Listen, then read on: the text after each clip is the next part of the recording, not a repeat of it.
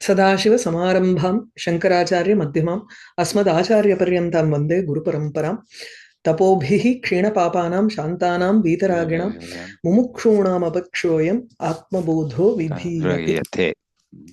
We are in the 16th shloka. We're still doing the Vyakhyanam. We just started off with that. So, Vapuhu Tushadibihi Koshaihi Yuktam Yukti Avaghatataha Atmanam Antaram Shuddham Vivichyat Tandulam Yatha. Tandulam Yatha Vivichyat, just as how you have to separate as the tandulam is covered by, tandulam is a grain of rice, just as how the grain of rice is covered by tusha, etc. There are many layers. If you look at a paddy plant, you have different kinds of layers there, and you'll have to remove each one of those koshas to get to the grain. And usually you do that by hitting that stalk on the ground. This is the older times. Now you just put it through a machine and all the husk is removed and you get the grain well, beautiful and polished. Right? In those days you have to avaghata. Avaghata is taking it in your hand and striking it on the ground. That's how they used to do it. And then separate winnowing and all that. These are all the methods that they used to do before. So, and then you get to the grains. In the same way, this body also, you have to slowly think of what are all the extraneous stuff like the husk in a grain, and slowly think of yourself as not those things. Neti neti iti bhavena, tatra you go to the Atma. As you move beyond the 5 koshas, so how do you say that this is not the Atma? This is not the Atma. I think we did the first shloka. I'll go over the first shloka also and then move to the next one. So this Atma is covered by Pancha Kosha, 5 sheath or covers, as you say. This Atma is not Annamaya Kosha. So we start off from the known and go to the unknown. Jnatat Ajnatam. So the first thing that we see is this body that we look at and experience with. So Atma, Annamaya Koshaha na vidyate. But this is not the Atma, because this Annamaya Kosha is Jada. So we start from here just to get a context. Atma na Annamayaha Jadatvat Ghatavat, like a pot. Just as the pot is a jada vastu, there is no chaitanyam, there is no consciousness in it. In the same way, this annamaya kosha or this body, shariram, has no consciousness in it. It is only a jada vastu. Prag utpattehe pradvamsa anantaram api tad abhavasya drishyamanatvat. Prag utpattehe, before utpatti and after dvamsa, there is an abhava of this body. So when this chaitanyam is just as a chaitanyam, it does not have the body. So prag utpattehe, before it is born, before this body is born, until that time, it did not exist before. And it does not exist after maranam and the consciousness is gone. So this is in the form of the shloka from Swatma Nirupanam, which is also written by Ādi Śaṅkarāchārya. Vapuhu idam annamayakhya kosho natma jado ghataprayaha pragutpattev paschatadabhavasyapi drishyamanatvat. So the meaning of this shloka is Vapuhu idam, this vapus, this shariram is annamaya akhya koshaha. This vapuhu, this shariram is called by the name Annamaya. Annam is, this is the body is nourished because of annam, food. This sheath or this kosha comes about, is created because of annam. Hence this body is called annamaya kosha. This is na atma. This is not atma because it is jadaha. It is without any consciousness, without any chaitanyam. Ghata prayaha. It is very similar to a ghata. Ghata prayaha, ghata sadrishaha iti. You take that praya as sadrisha. Prag utpattehe, before utpatti, before this annamaya kosha was created. Let's say in the garbha, as it is in the embryo form, or even before it becomes an embryo form, it is just a chaitanyam there. Prag utpattehe Abhavasya drishyamanatvat. There is an absence of this sharira before it is created. Paschat tadabhavasyapi drishyamanatvat. You connect this tadabhavasya to both pragutpattehe and paschat. So paschat, afterwards, maranada anantaram, after the death of the jiva, that is the atma removes itself from this body and goes away, then you find that this body can be destroyed. That's the meaning when you say paschat. It does not mean after the chaitanyam just leaves, we still see the body is still there. Then what do you say of it? But there is a slow decay of it. If you don't do anything about it, or if you burn it, it's gone. So there is a nashwaratvam for it. That is what it means. So tad abhavasyapi drishyamanatvat. Because we see, because of the fact that we see an absence of it once the chaitanyam is gone from it. So the atma or the chaitanyam should be different from this annamaya kosha. Evam, is that clear? Okay. So, evam pranamayaha cha na atma bhavitum arhati. In the same manner, pranamaya kosha can also not be atma. Kshudhadi pīdāvattvāt vayu visheshatvena jadatva avisheshacha. He gives two reasons here. This line is the same thing as the shloka also. He has just paraphrased the shloka in the form of a sentence. That's all. So, the same manner, this Atma cannot be Pranamaya Kosham. What is the definition of Pranamaya Kosha? So, Pranamayam has, it is made up of Vayu. And just as how Vayu is a Mahabhuta which comes from Prakriti, it is also Jadam. So, Jadatva Abhisheshat. It is non-different from something which is Jada. Avishesha. Vishesha is Bheda, different from Jada. Here, Jadatva Avisheshat, it is non-different from being Jada. Just as how the body is Annamaya Kosham is Jadam, the same way the Pranamayam is also Jadam, because there are these feelings of Kshut and Pipasa. Kshudha is the same as Kshut. You have these dakarantas, which are actually both Strilinga Padam and Napunsakalinga, or it can be a dakaranta or it can be an akaranta. You have an example of mud or muda. Muda can be a Strilinga Padam like Rama.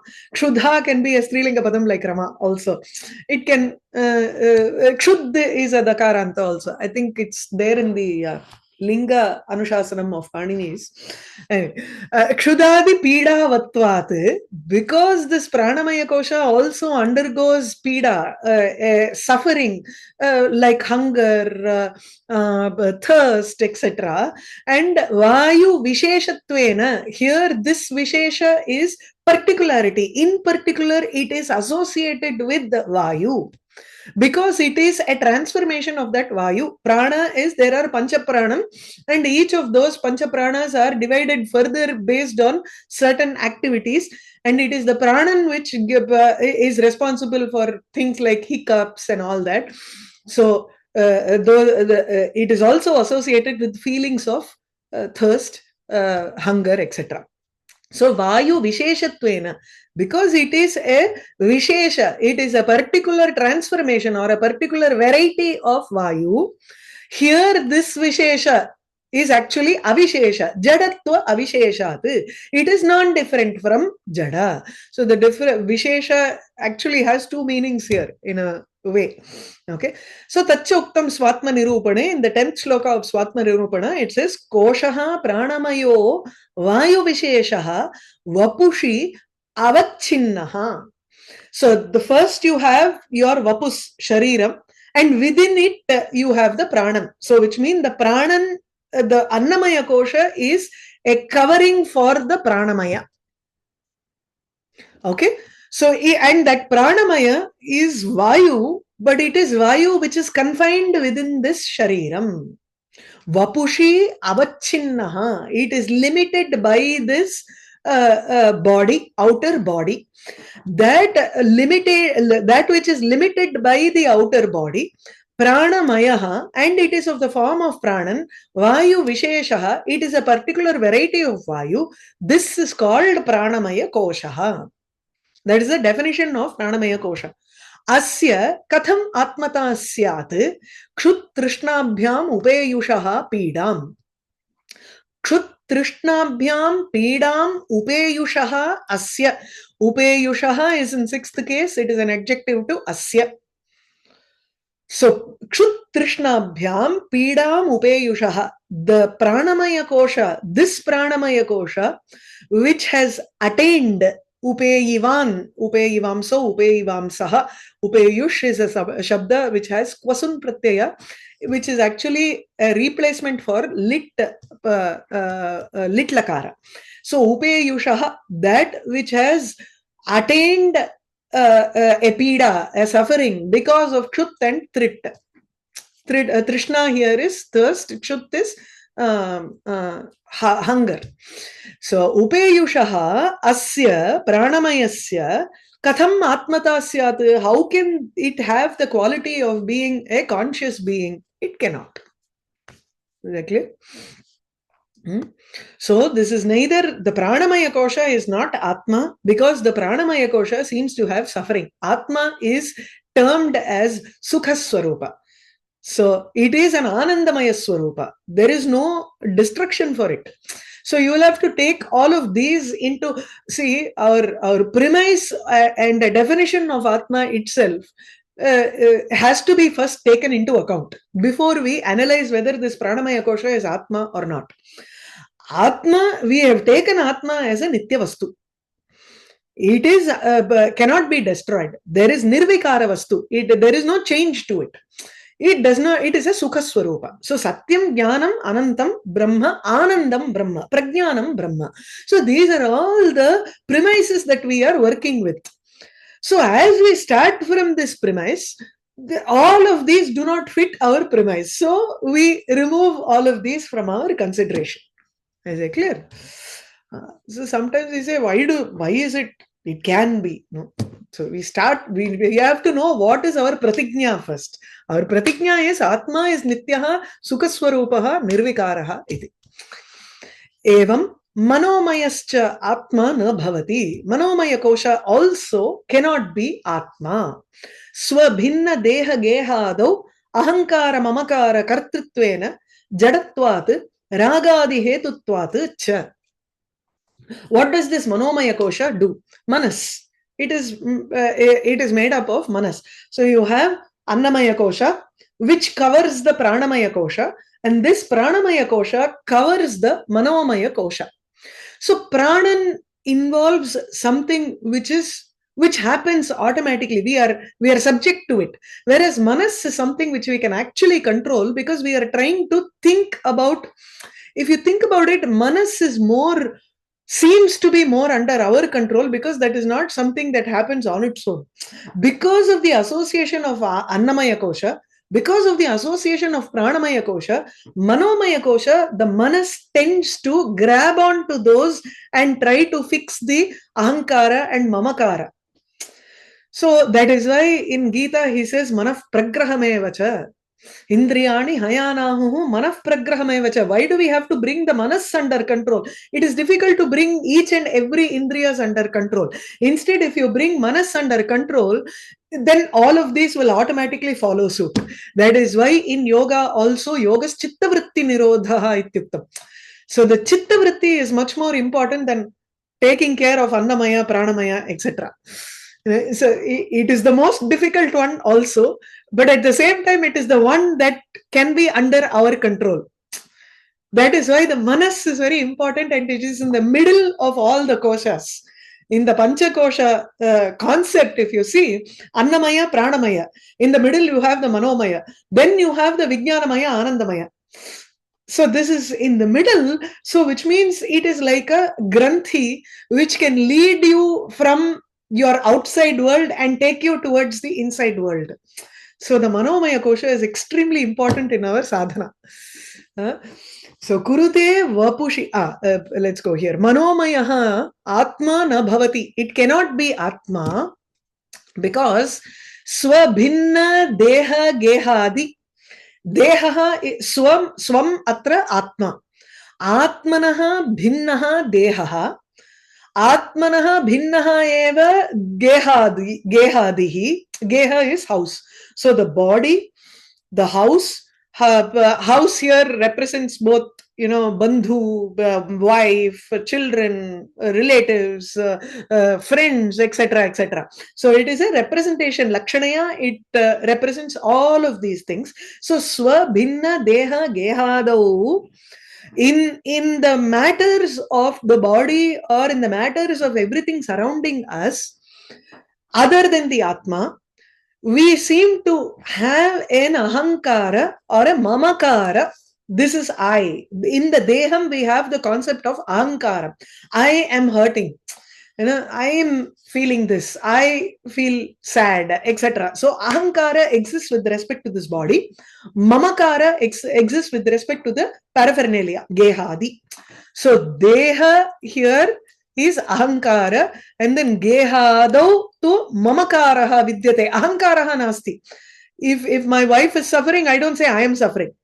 Or my husband is suffering, I don't say I am suffering. But there I say my husband or my child, my wife. Iti. So mamakara exists with your paraphernalia, but for the deham, you have the ahankara. Aham stulaha, aham dukhi, aham sukhi, ityadi. So the manas is responsible for giving us this ahankara and mamakara kartritvena. Ahankarasya kartritvam manomaya koshena bhavati. Is it clear? So swabhinna dehe ahankara kartritvena manomaya atma na bhavati. Because manomaya is responsible for giving us that agency towards our body, it is also giving us that kartritvam towards the surrounding people and possessions. That is one thing. The next is jadatvat. Again, it is jada because it is not consciousness.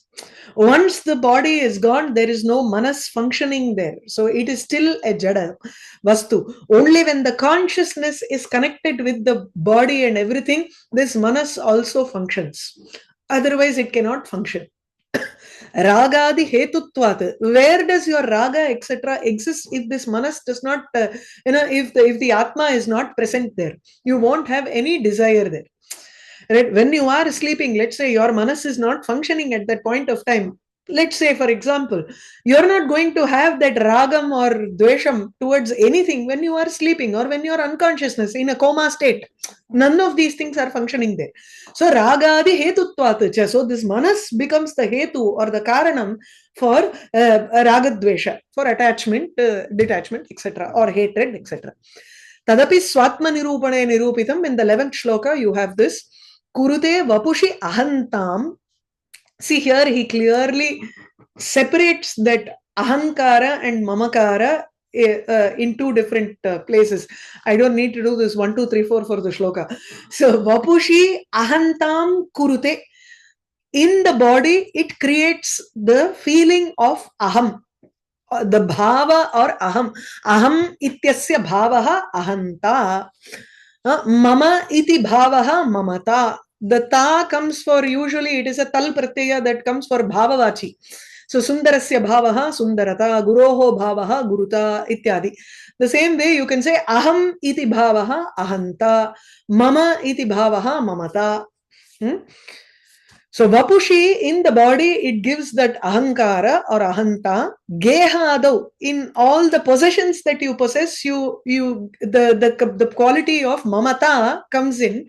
It is created by some object. Whichever creates these qualities in you, yaha evam ahantam vapushi kurute gehadau mamatam cha karoti. Ragadvesha vidheyaha, it also indicates raga and dvesha. Because you have the feeling of ahankara or mamakara towards certain things, you say, this is mine, so I like it. This is not mine, so I don't like it. So it prompts us to feel raga and dvesha. So raga dvesha vidheyaha, vidheyaha ityukte, we attribute raga and dvesha. Ragadvesha, Ragadvesha are being attributed because of this Manomaya Kosha. Because of that reason, Manomaya Koshaha na asau Atma. Is that clear? Okay. Evam Vijnanamayaha api Atma na bhavati. Sushuptau vilinatvat. Vijnanamaya Kosha also cannot be Atma because during Sushupti, deep sleep, it is completely vilinatvat. It is completely submerged. We don't have the consciousness. See, we may not be thinking thoughts, we may not be feeling any feelings, but there is a just an existence of I, which is that vijnana. You know, in a sense of I, there is a you may not necessarily be thinking about ragadvesha. You may not necessarily be thinking about hunger, etc., or hurting, etc. But there is this knowledge that you have accumulated so much in your brain, which you say is the Vijnanamaya Kosham. I don't need to constantly say, oh, I like Uttarramacharitam, I like Kalidasa, Ityadikam tu tatra na vaktavyameva. But it is present there as knowledge. There are so many small things, millions of things that are present as knowledge. This is your Vijnanamaya Kosham. You may not necessarily have a pravritti nivritti towards any of those things. See, pravritti nivritti is the realm of Manomaya Kosha. You come beyond that pravritti nivritti. Pravritti is going towards something because you like it. Nivritti is refraining from something because you do not like it. That is in your Manomaya Kosha. But you have so much of knowledge wherein it neither makes you go towards something, nor does it make you come away from something. So that pack of knowledge is called Vijnanamaya Kosha, which is the most innermost thing. See, you are still away from Ragadvesha. It is a much better presence if you are able to be in touch with your Vijnanamaya Kosha, right? But even for Vijnanamaya Kosha, that entire knowledge or jnanam completely becomes submerged into your Sushupti state, in your Sushupti state, right? So, Suptau Swayam Vilina Bodhe Vyapta Kalevaram Sakalam Vijnana Shabdavachya Chit Pratibimba Na Buddhirapi Atma. Buddhi, this is the Buddhi. This is your brain. We say brain has so much of knowledge, not the physical brain. I'm talking about the Antahkarana Buddhi. So in that Buddhi, you have so much of, it's like computer data that is stored. Right? So that Buddhi is also not Atma. It is because Suptau, when you are sleeping, Swayam Vilina, that Buddhi is completely submerged within your consciousness. Bodhe Vyapta, in a knowledge or something like that. Bodha here is Atmani. Atmani Vilina, it is completely submerged in the Sushupti Avastha, wherein there is only the consciousness, which is Bodha.